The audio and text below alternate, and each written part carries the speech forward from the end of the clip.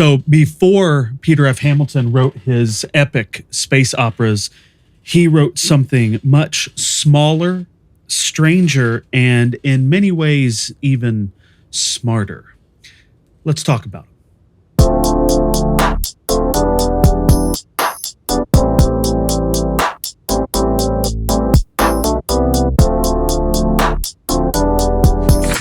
Peter F. Hamilton has been putting out sci-fi novels since the early 90s, but I didn't begin my PFH journey where it would have made the most sense.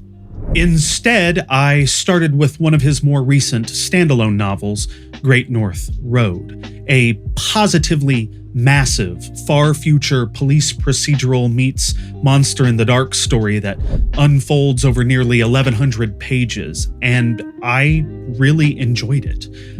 I enjoyed it so much that I jumped right into his first big space opera series, the Night's Dawn Trilogy, with the first book, The Reality Dysfunction. This one was more of a mixed bag, to be honest, but the highs were extremely high, and overall, I would say that I did love it. This was all years ago, and recently my reading philosophy has changed. Now, instead of whim reading books in an author's catalog, with very few exceptions, I like to start at the beginning with their debut novel and then work my way through their bibliographies in publication order. I'm doing this currently with Ian Banks's mainstream work. So I went back to where it all began for Peter F. Hamilton, and I read his debut novel, Mindstar Rising, the first in the Greg Mandel Trilogy, a trio of novels that embodies the cyberpunk genre while incorporating some of the ultra-violence and space opera elements Hamilton would later become known for. Although they were written in the 90s, these novels somehow managed to remain surprisingly relevant with their soothsaying about emerging eco-crises, their socio-political commentary, and their eerie prescience about the future. This trilogy, as all trilogies do, comprises 3 novels: Mindstar Rising, A Quantum Murder, and The Nano Flower, each of which has a distinct texture and tone, but stays grounded by its central protagonist, Greg Mandel, and an ensemble cast of misfits who are all caught in his orbit. The first book is a fantastically intense cyberpunk thriller. The second, a contemplative, if comparatively slightly less thrilling murder mystery, and the third, a crescendo-laden finale that leaves a strange but not entirely unwelcome aftertaste. Let's take a closer look at each of these books and the themes Hamilton plays with in this frankly impressive trilogy that serves as both a serviceable entry point to his work, as well as a worthwhile contribution to the wider cyberpunk subgenre. It does not get mentioned anywhere near often enough, but Mindstar Rising definitely deserves a place in the pantheon of great cyberpunk works, right up there with Neuromancer and Snow Crash, though admittedly behind both of those. In Mindstar Rising, Hamilton has crafted a near-future Britain that is reeling from anthropogenic environmental disaster and corporate malfeasance. This is a landscape that could feel exceedingly dreary were it not for Greg Mandel, the series' central protagonist. Mandel is a sort of mind-reading psychic detective, which does sound sort of silly on paper, but if you let Hamilton cook, he really makes it work. Mandel is a veteran of the Mindstar Battalion, a group of super soldiers with psychic abilities of varying effectiveness due to some experimental neural augmentation. Mandel's particular brand of ESP is more like a sort of hyper-empathy on steroids. He can read people's emotions and detect when they are lying far better than any polygraph ever could. Hamilton's world building here is phenomenal. It's a detailed and chillingly plausible vision of a future Britain where huge corporations function like sovereign states. Plot-wise, the book follows Mandel as he is hired by the extremely powerful Event Horizon Corporation to investigate some suspected corporate espionage and sabotage, which is pretty standard fare for Cyberpunk. But the execution is where Hamilton both sets himself apart and shines. The espionage here feels like it genuinely matters. Like it's not just a narrative contrivance to kick things off, but rather it has real and lasting consequences that are felt throughout the entire book.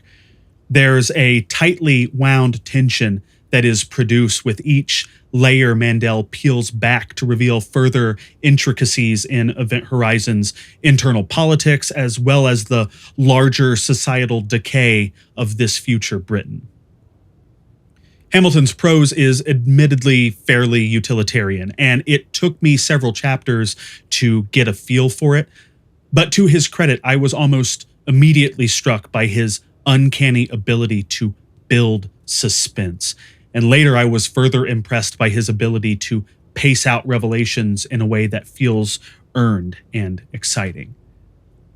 The thrill is truly visceral. There's a tactile quality to how Hamilton renders Mandel's psychic encounters, and this sets Mindstar Rising apart as not just another detective novel. It's an outright assault on your sense of immersion. It's really something. In this book, we get a glimpse into Hamilton's concerns with corporate power, specifically its effect on climate change and personal agency. The Britain of Mindstar Rising is a place where the damage has already been done, and the recovery has been shaped not by democratic consensus, but by corporate interest. Climate engineering has stabilized the environment, but at the cost of consolidating power into the hands of multinational giants. Here, personal freedom feels precarious at best, subject to surveillance and manipulation and coercion. Mandel's psychic abilities make him both a tool and a threat in this world. His ability to sense lies and emotional states seems like a superpower, but it's really a mechanism for exploring questions of consent and control. How can anyone truly act freely in a system designed to narrow choices to those that benefit the elite?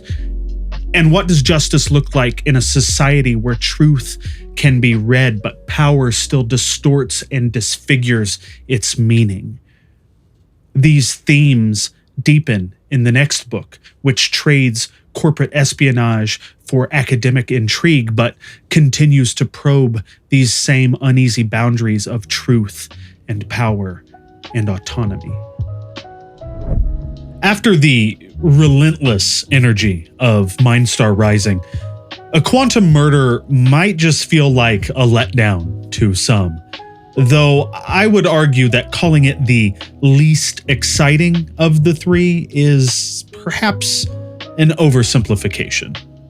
It is true that the action takes a backseat in this one, but what a quantum murder lacks in sheer pacing, it compensates for with thoughtfulness. This is the locked room mystery of the trilogy, a space-age variation of the classical detective novel set against the now familiar futuristic backdrop of Hamilton's climate change and corporation-ravaged Britain. The book revolves around the murder of one Edward Kitchener, a brilliant physicist with a flair for controversy and a whole heap of personal issues, who has been murdered in his well-isolated estate in a manner that seems just totally impossible. Mandel is called upon to investigate, and what unfolds is a more intellectual and introspective narrative, one that feels claustrophobic and strangely insular compared to the larger-than-life thrills of Mindstar Rising.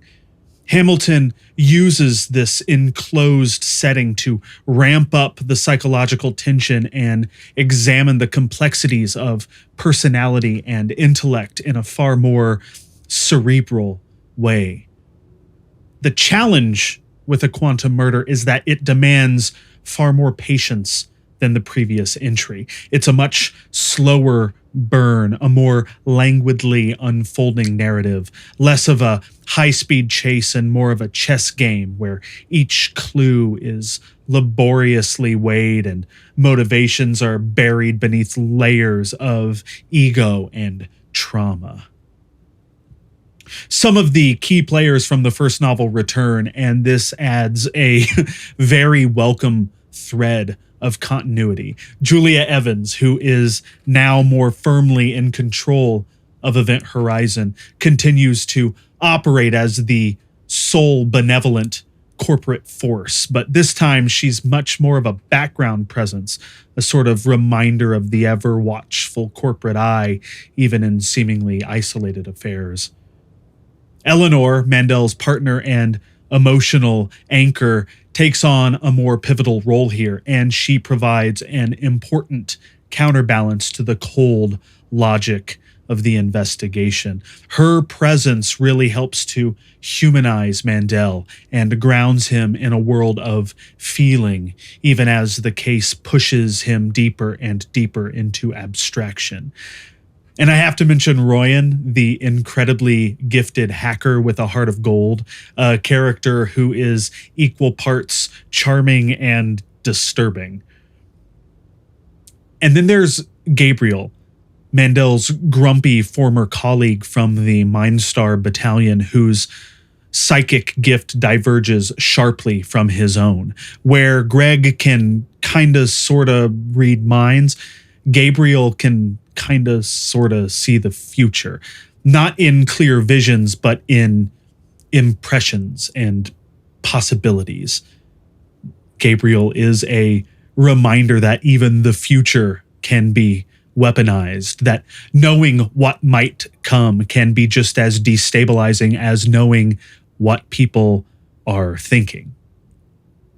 Together, these characters keep the novel tethered to the emotional and thematic threads of the series, even as Hamilton experiments with tone and pacing. A Quantum Murder may lack the bombast of its predecessor, but it more than makes up for it with atmosphere and psychological depth. At its core, it's an unsettling meditation on the ways that knowledge and ambition and trauma can deform the soul.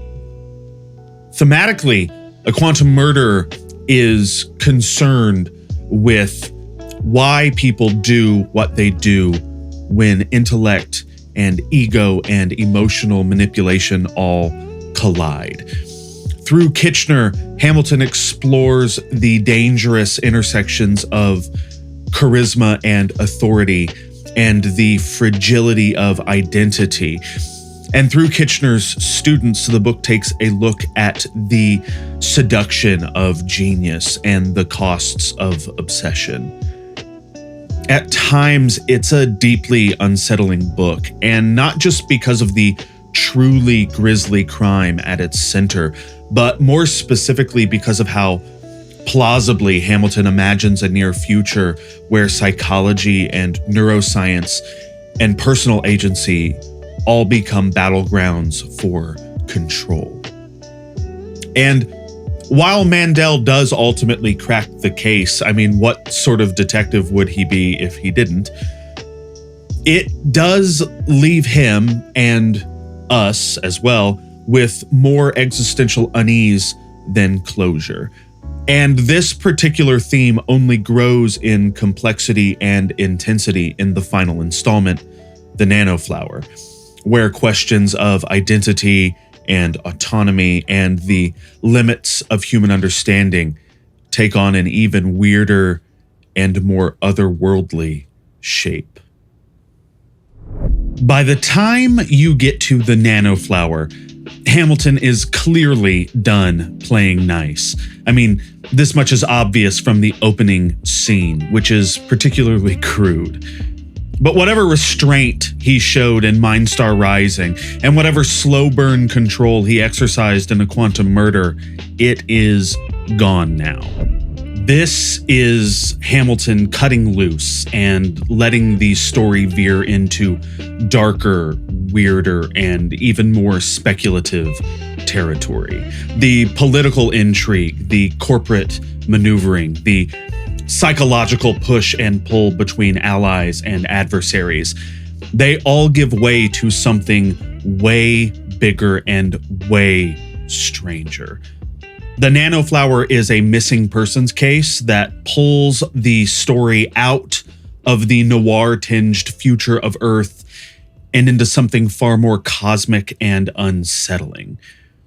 There's a sense in this final installment that the walls are falling down, both narratively and thematically. Hamilton escalates absolutely everything: the stakes, the scope, the tension, the violence.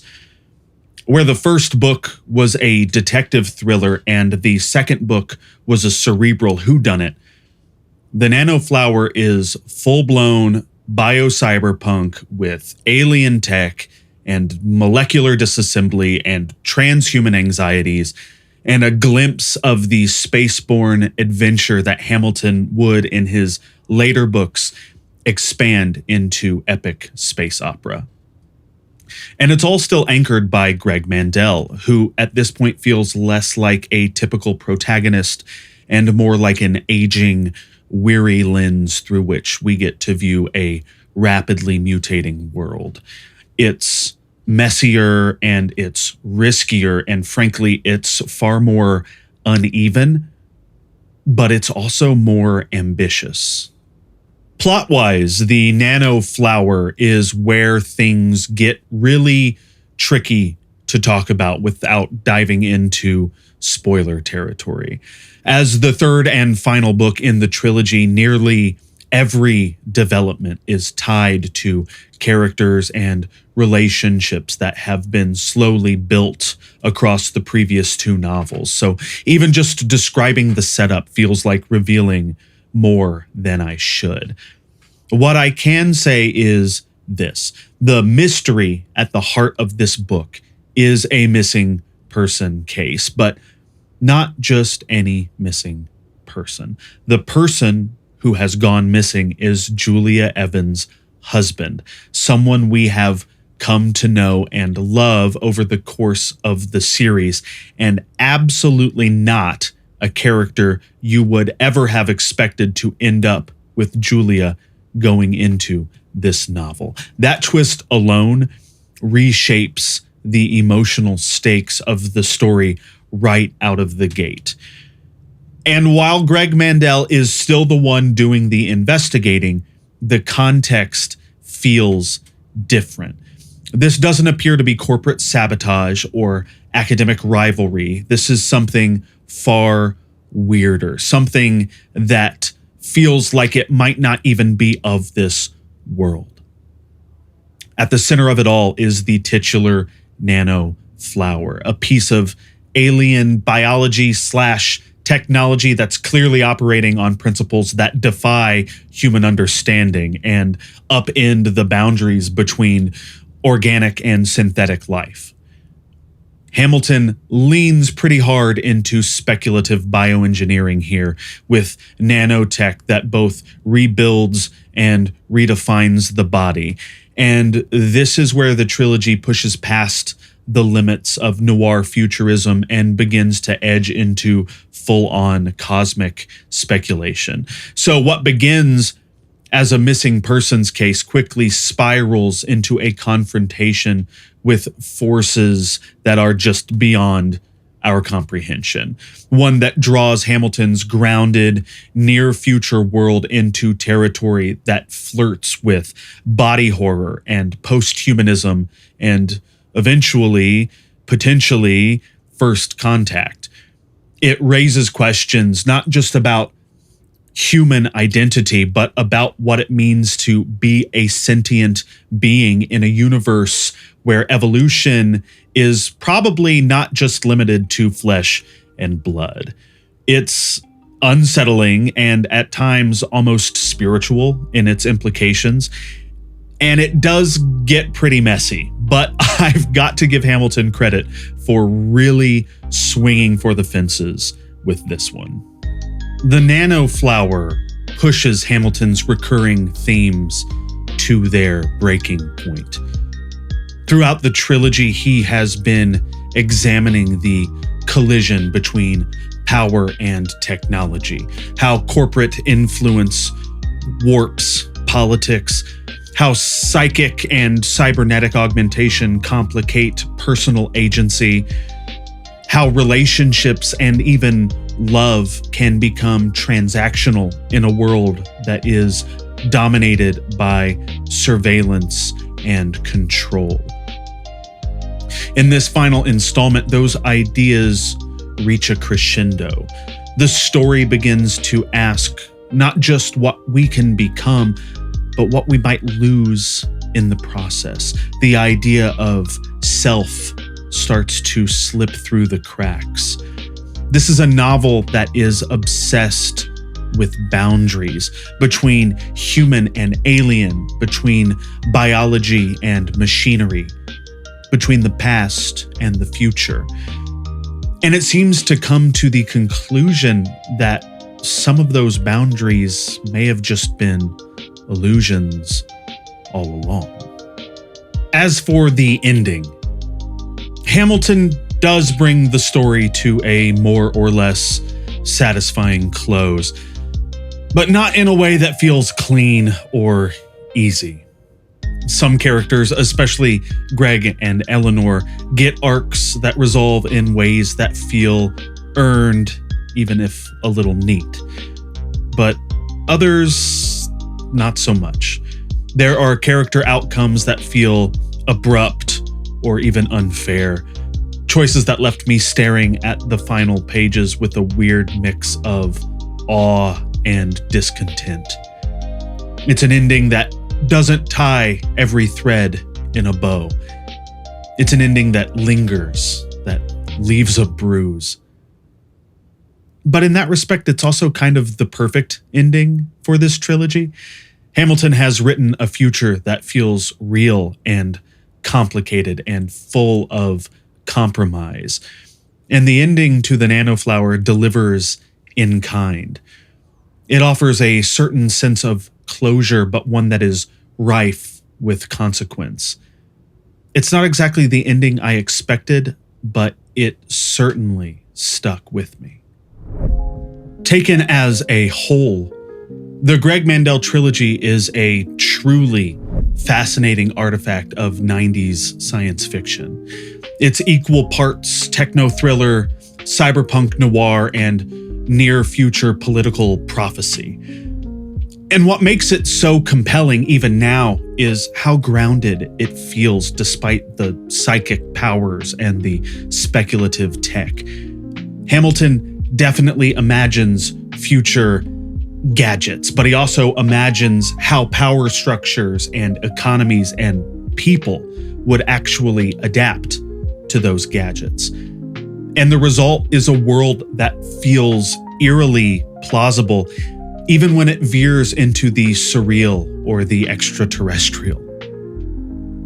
Across the three books, we watch Hamilton flex his narrative muscles, from the fast-paced conspiratorial thriller of Mindstar Rising to the slow-burning cerebral mystery of a quantum murder, and then finally to the ambitious, strange, and cosmically unsettling Nano Flower. The tonal progression makes perfect sense in the context of the trilogy, too.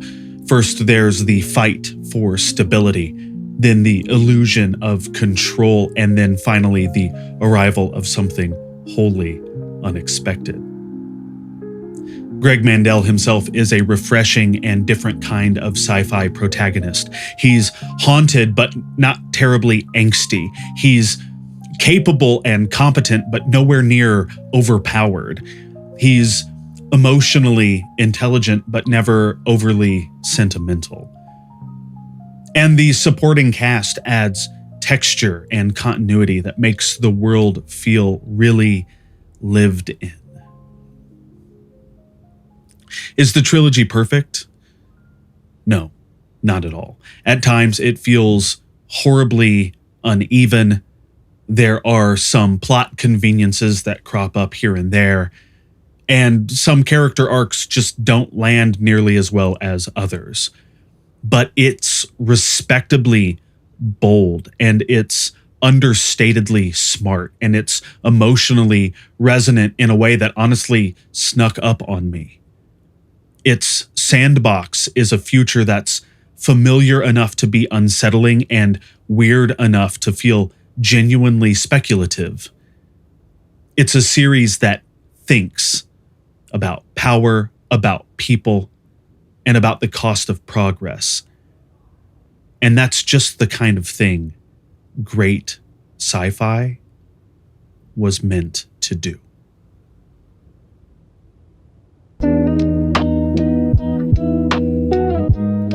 Well, thank you so much for watching this video. I really do appreciate you taking the time out of your busy day to spend some time with me here on YouTube. Over here are some videos of mine that if you like this one, you might like these too. Why not give them a shot? Otherwise, I will catch you in the next one.